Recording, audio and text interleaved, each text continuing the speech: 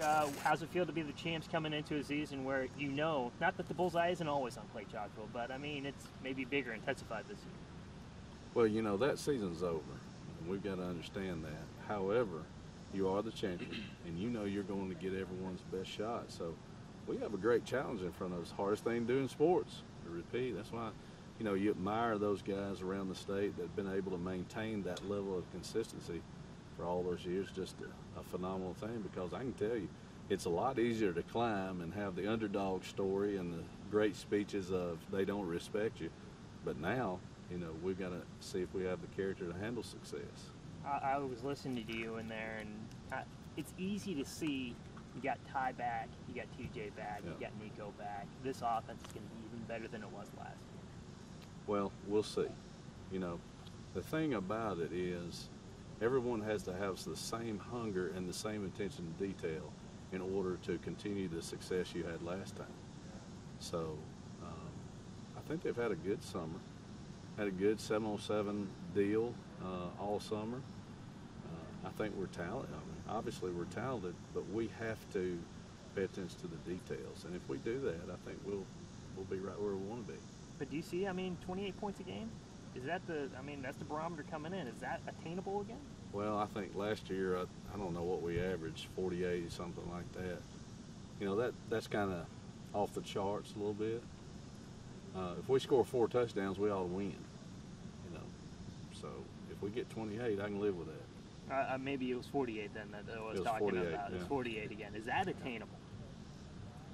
I don't know. You know, the kids on other teams change each year. You know, we were benefited by, you know, Woodlawn going through a tough time last year. I think they'll be better. We got in some games like the Niceville game on the ESPN where things just happened for us and we scored 44 points. You know, we didn't expect that coming in. We were just hoping to win. So, you know, whether you can recreate that magic, I don't know. We'll see. There's a lot of interest from colleges around your players. Yeah. Nico to Alabama, but I mean Ty and, or actually sorry, TJ to Alabama, Right. but Nico and Ty and a lot of other guys. Yeah. Is there a time when you just kind of say, all right, guys, it's time to focus on football, shut down this recruiting? No, I think you're not going to shut it down. You can talk to the kids about it, and you can walk away and say, well, I had my speech, and now they're going to not talk to recruiters, but with Twitter and all these different things they have, they're getting hit constantly. So I think it's an education process that you do all year long, every year, and you convince the kids what's important. And the number one thing is, if they're not paying attention to detail for Clay-Chalkville, they're going to sit on the bench. And once they sit on the bench, that college coach is going to call me and say, why is so-and-so on the bench? And I'm telling them the truth, and they know that.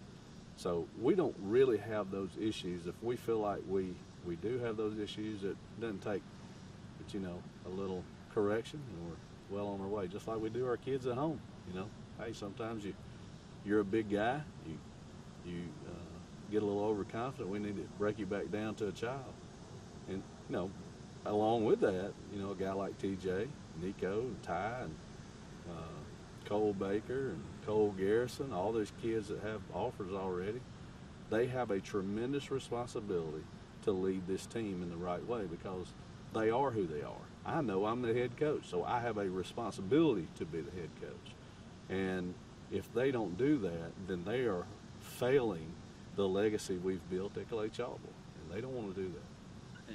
With the talent, with guys like TJ and Nico and Ty, like you said in there, you know, teams know what Clay-Chalkville did last year. Yeah. That, you know, they studied y'all relentlessly. But having that talent, does that allow you to maybe add tweaks that they've never seen before? Well, yeah, it does. And not only because of them two, you know, you take Dez Williams that came over from Pinson, and he's a crafty deal, and we got Javon Lacey. We've got 5 receivers we can put on the field, and we can mix those guys up in any position. So if they want to double Nico, that's fine. We'll just put Nico and TJ together. Then if they put 4 over there to cover those 2, we're going to run to the right. It's not very hard. So we're going to force people by alignment to play sound individual football, and then we'll play the numbers from there. But, I mean, it's a lot better than having me at receiver, I'll guarantee you that. What's all gas, no brakes, man? Well, that's something that came up in I think we were at Alabama throwing in their 707, and each year these things just kind of happen that way. You know, we've had break their wheel before and all these different, I think Only the Family was last year, and I think it's some kind of hip hop song or whatever, and TJ had another one early in the year, and we had to fire that one because I didn't like it. And so all gas, no brakes kind of stuck. And what that means for us is not what you would think. Hey, all gas, let's score 100 points, and we're not slowing down. That's not the fact. That's not the way we play. We want to control the tempo, fast or slow. What it means to us is when you enter the weight room, you got to be on gas. You know what I'm saying? We got to push the pedal down and push ourselves to the mat.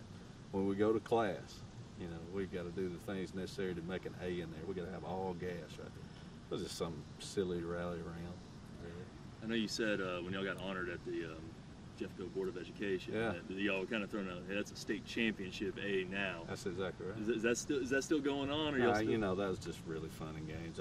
I like to mess with those really smart people down at the board, and it was quite an honor. But the point is there, in that, you know, it's Clay-Chalkville, and that means something different than it did 3 years ago.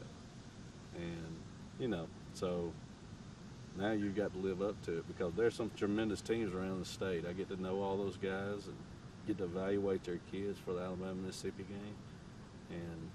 And there's phenomenal teams in North and South Alabama that will give us a sure run for our money. And finally, I mean, about the Alabama-Mississippi game, it's a huge honor for you.